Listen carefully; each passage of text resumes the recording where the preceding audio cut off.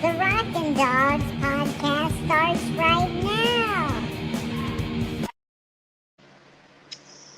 Good evening, everyone. How are ya?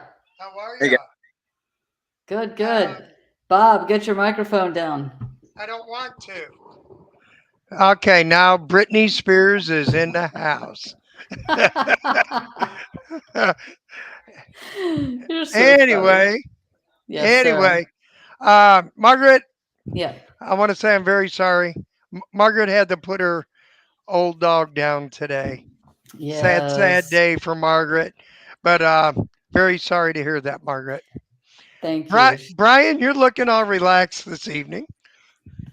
it's Friday night, man. Friday night. Exactly. Well, when you're my age, Friday, Tuesday, Saturdays, they're all the same. They all mixed together. Exactly. I've got a lesson at 8, so I'm trying to relax before I got to go to work. Oh man, why so late? They had to reschedule. Husband wasn't home. Oh, tonight's going to be kind of a good show. It's kind of a free for all. We're going to talk about all different kind of things. Margaret may talk about something. I'm going to talk about something, Brian, and we can kind of bring it all together for you toward the end. Um, I have a special person out there tonight. My grandbaby is watching tonight. Little Serenity. Hello, Serenity. Hi, Serenity. I'm very proud of this little one. She taught her, let's say, teenage age pit bull how to sit, how to give a paw. Now she's trying to get it to roll over, So, congratulations. One of these days, Grandpa will teach you how to train dogs.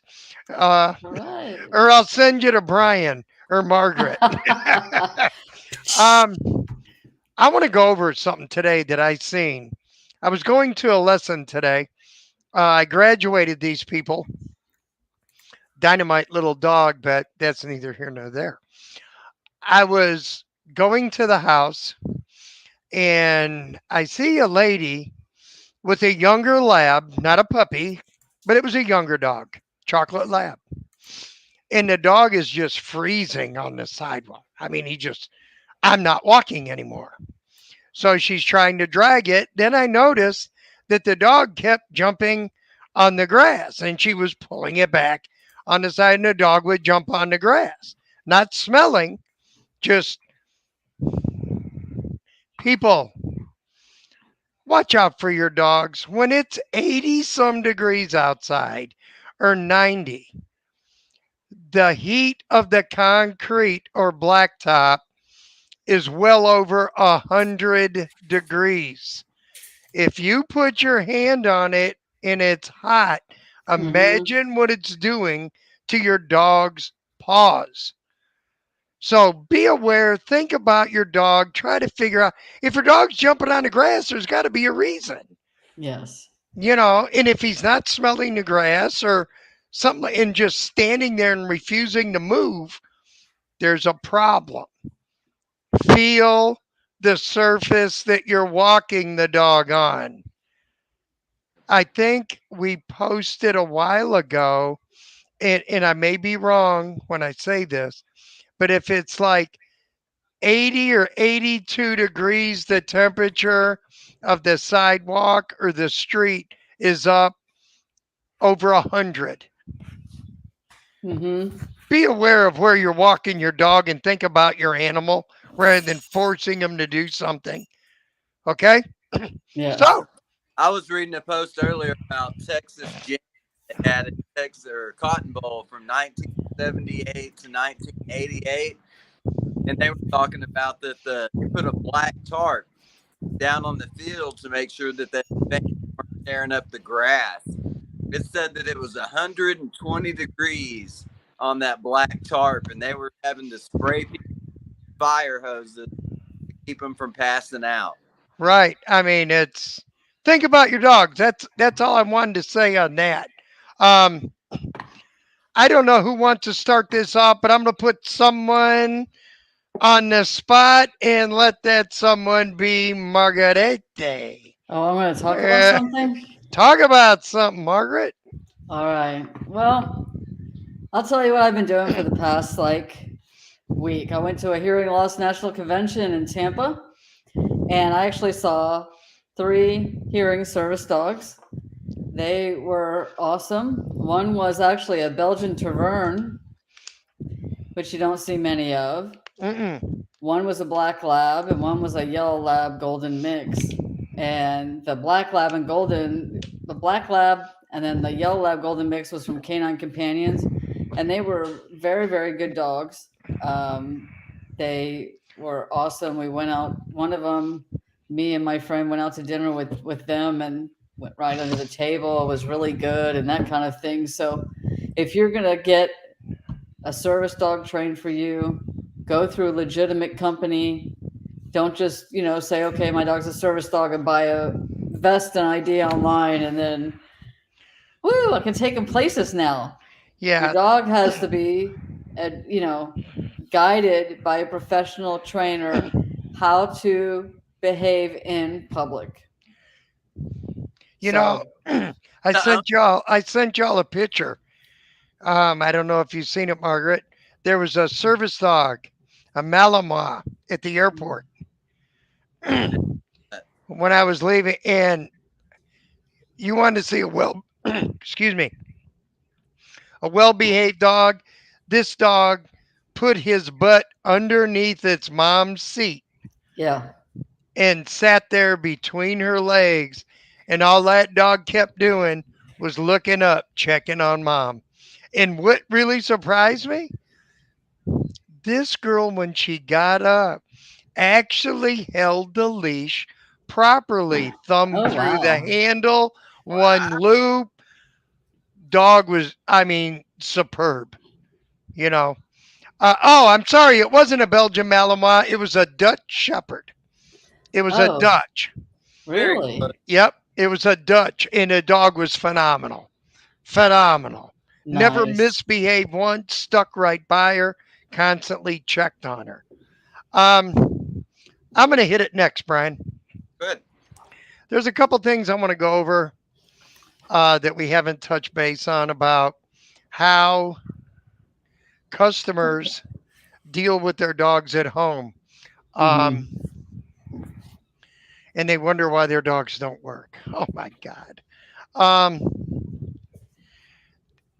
People, number one, we've went over this many times about being consistent. What do I mean by consistent? You can't just tell your dog to do something now and then make the dog do it. It will not work. You'll sit there and spin wheels in the mud. If you tell your dog to do something, you must follow through and make the dog do it. I don't know if Margaret has the video on hand. I'm going to help you guys out about dogs running out the door. What starts this? You do. You start that problem. Well, my dog. Stay at the door. What we want to do first. So, yeah, that's the one. So, anyway, I want you to play that, but not right now, Margaret. Okay, sorry. Yeah, it's all right. The thing is, what I'm getting at Yeah. is the clients start that problem of their dog running. Why? Because it was young. It was a puppy, and you say, come on, let's go outside, go potty. And you just open a door and you throw the dog outside. And you think you're doing a good thing. Well, you're doing a very bad thing. You're teaching your dog to bolt. So what we have to do is teach a dog to sit and teach the dog to stay until you say, okay, then the dog can come out. The video that you're going to see here is me instructing a family on how to get your dog to sit and stay at the door, except when I step out, I come back in and I praise the dog. I don't let the dog go out. So, Margaret, can you roll that real quick for me? Yeah, let me find that again here. Video clips. It's the one with you in the red shirt? No, that's the client. I'm in the one before it. Got it. Ready? Yep. Dogs stay at the door. What we want to do first is claim the door. We're not going to walk to this door together. All right? We're going to go from here. We're going to tell them to stay, pivot, claim your door. Now this door is mine. If he were to move, no, sit, stay. Then you put your hand on the doorknob. You let go. Good boy. Stay. Good boy. Stay. Then crack it. If he remains there, shut it. Good boy. Stay. And open it more. Stay. Now I'm going to peel this leash like I showed you earlier till I go all the way out here. And I'm not going to constantly stare at him. I'm going to count to 10 to myself. And repeat it. Stay. Come back in. All I'm going to do is I'm going to take this hand. I'm going to repeat stay. But you notice what I'm doing with this hand? I'm shortening up on the leash. Shut your door. Put the leash back in your heel hand. And pivot right back around the dog. Little bit of praise. Good boy. Now you don't, especially with a puppy, you don't want to get crazy with praise because it's like sticking a firecracker up his butt. So it's calm. Good boy. Any questions? No. Dad, take the leash. Oh boy, put me on the spot. You can stop it now. Thank you. Okay. A lot of people are going to ask. I had one, I guess he called himself a trainer. He said, well, why do you say stay so much? Why do you say stay so much? With a younger dog, it really doesn't know the command stay. Whenever I always, when you change directions or you're going to step away from the dog and you want him to stay, you repeat the stay, you step away, and when you move back, I repeat it again, stay, and move back, then give the dog praise. If your dog doesn't know the stay command, I will stand next to the dog. I'll say stay, but I won't move. Give him a little scratch on the head. Good boy. As soon as I say good boy, I follow it up with stay immediately. after I give them that good boy. And the reason I do that is to give the dog an understanding, I'm not moving. I'm getting praise. So apparently, this is what stay means. I keep my butt on the ground and I just stay where I'm at. Another thing I want to touch base on, a lot of clients, they think they're consistent, but they're really not. Again, you can't just hit and miss on it. If you tell your dog to do something, make the dog do it. If you're in a position where you go to command your dog and you're not in a position to correct if he doesn't do it or make him do it, do not give that command. Don't have your dog trot through your living room and say, go lay down or down. If you can't get your butt off that couch, and the only reason why you're saying it is because he's standing in front of the TV, do not give the command. It doesn't make sense to me to do that. Hi, puppy. This is John Coffee Hayes. Yeah, I'd call him. I'd call that little one Thunder or Fur Missile. Now, Missile. But like I was saying, there are so many mistakes that owners make out there. Mhm. You get a puppy, start from day one. Okay, don't wait till he's a teenager or a year old. Don't let your problems escalate like Margaret says, an ounce of prevention. Nip it in the bud before it starts, people. Nip it in the bud. Um, Another thing I want to touch base on is Oh, so cute. owners disciplining and disciplining and disciplining and not showing the dog right from wrong. Before you discipline, you teach that dog what's expected. You know, if a child is doing something wrong at a young age, you just don't discipline him if he has no idea what he's supposed to do. It doesn't make any sense. If you train, this is the last thing I'm going to say. If you train a dog like you would train a child, you'll make your life so much easier. People, it Mhm. is not rocket science, it's teaching. If you don't want to teach, don't complain about your dog, or better yet, I'm going to say it, Brian, don't get a dog. That's all I Yes, got to say. I agree. I mean, I can't say I it feel so bad for all any the dogs, man. and I do too. Because how many dogs just get whooped on and whooped up on and whooped up on? Well, you know what? One of these days you're going to corner that dog, and you know what's going to happen? You're going to get bit because the dog is just going to start Mhm. defending itself. Yep. So that's all I have to say, Brian.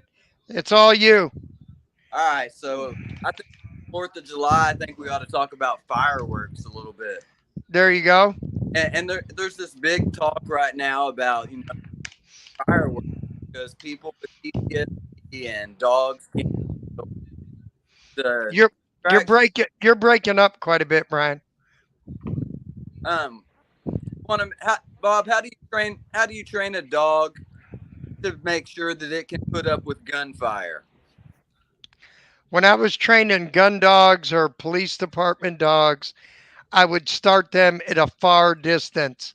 I would keep them way away, get a blank gun or get something like that, be a distance away and let him realize that isn't going to hurt him.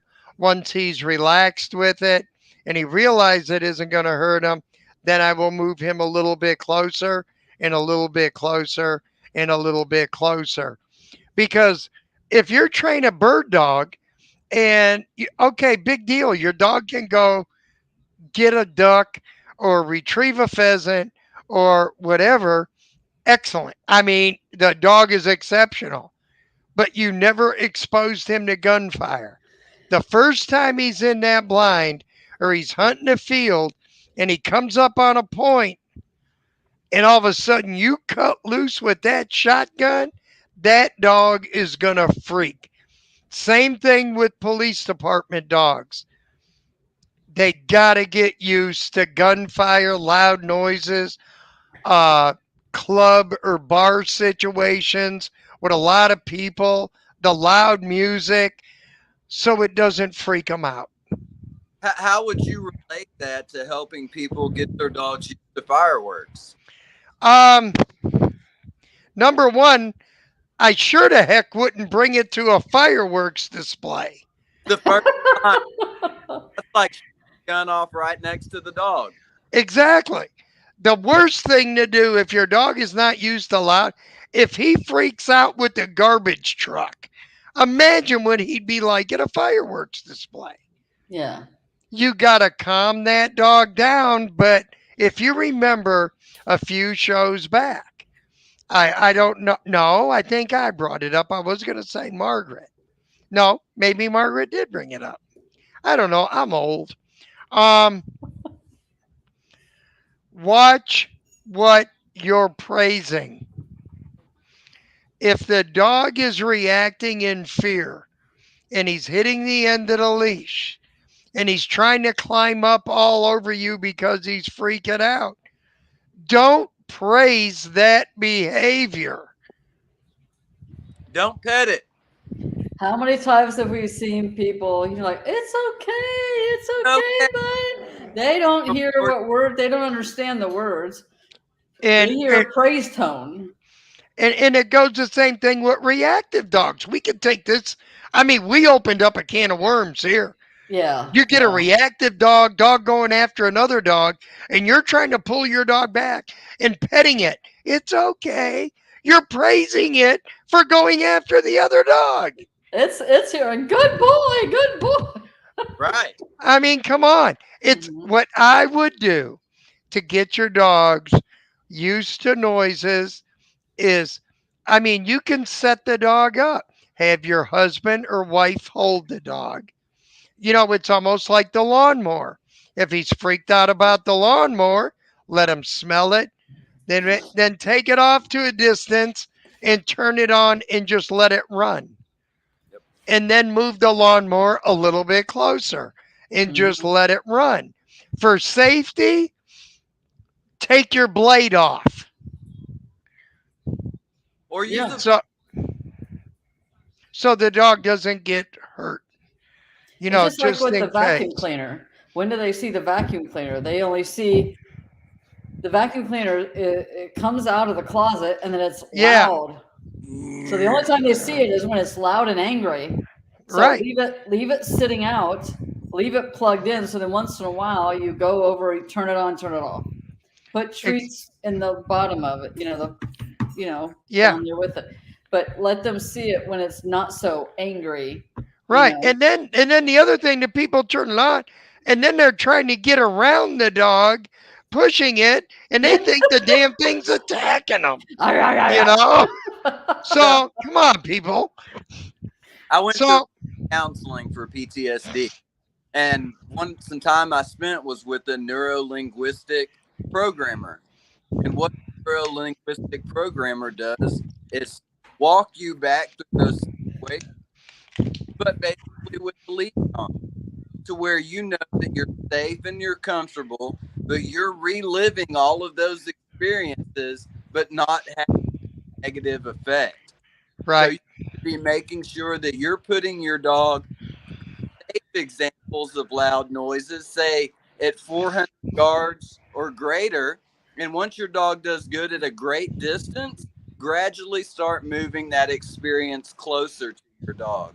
But the moment that you start having signs of fear come up from your dog, it's time to stop that lesson, move away, get some positives back underneath with those sounds at a distance, and then call it quits. Yeah. Short Always- victories. It's always always- short victories. Always end on a high note. You might take a step backwards, but you always go back, do something easy, let the dog get a victory, and then praise for that positive, calm energy. not that scared, excited. I want to throw something up here, and I want my grandbaby to listen to this. I'm going to turn it over to Margaret, and then it's going to go to you, Brian. Margaret, give me 3 of the biggest mistakes someone can do with their dog.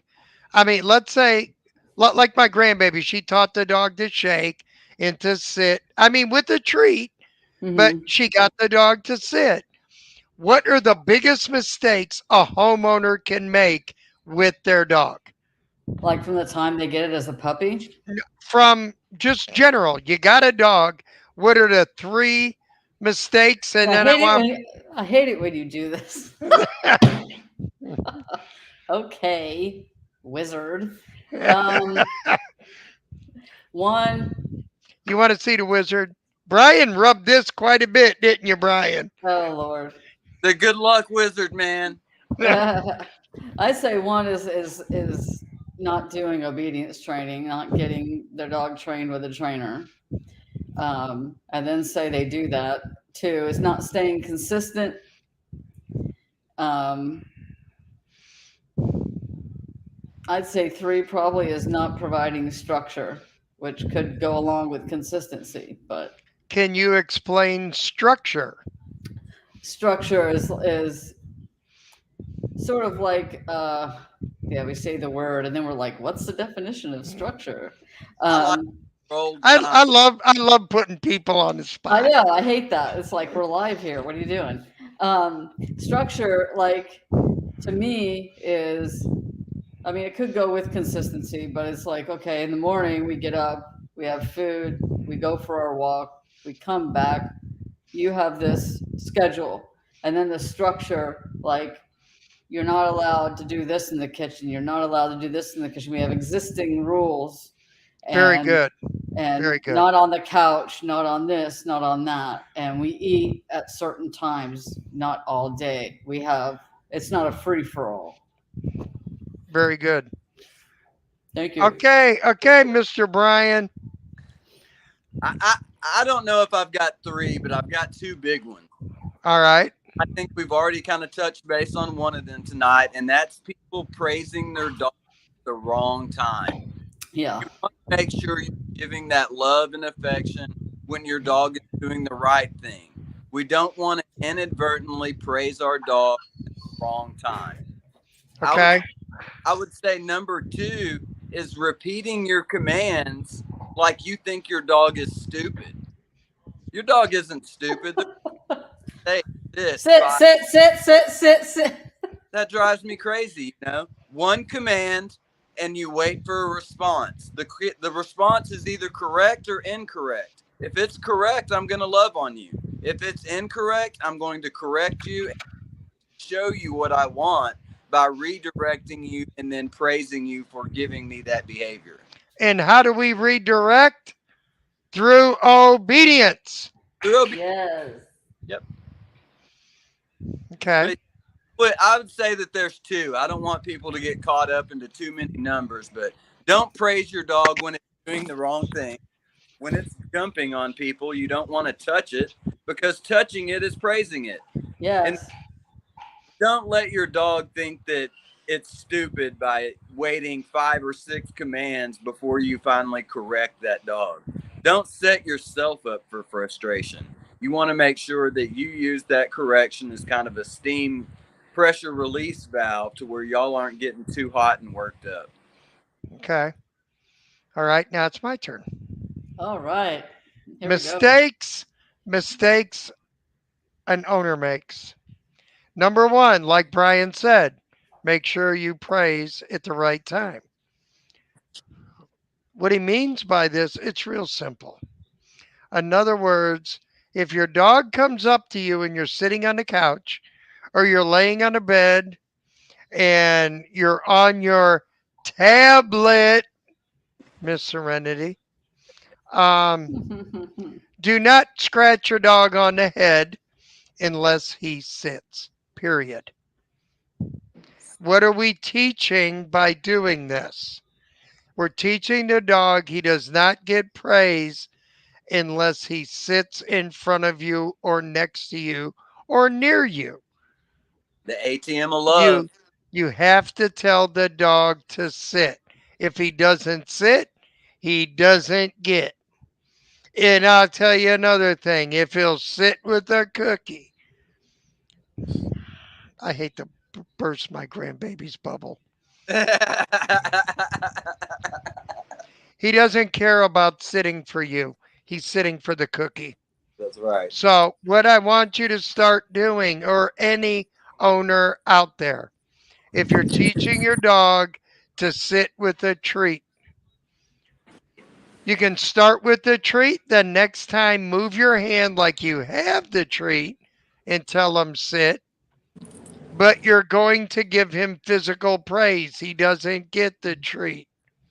Then the next time you tell him to sit, he gets to taste the treat, but he doesn't get it, coupled with the praise. Do that 3 or 4 times. But what I'm trying to say is slowly start taking the treat away Mhm. and replacing it with love and affection. Yeah. The biggest mistakes an owner can make, letting your dog, come on, let's go potty, and just let him run out the door, because we're starting a bolting problem. Then, when the dog comes up to you, you scratch him on the head. Bad. Another good thing to start doing, if you have friends that are coming over, I know it's going to be a pain in the butt, put your dog on a leash and make him sit. And he's only allowed to make friends when you tell him to make friends. Now it's controlled. And if you're consistent with that, he's going to continue to do it that way. My dogs will not come up to you and make friends unless I tell them to make friends. I bring them to a client's house. Can I pet your dog? No. Can I hug your kid? I mean, come on. What is this? Everybody wants to pet everybody. No, you cannot touch my dog. Now, Get your dog. if I tell my dog to make friends with you, it's controlled.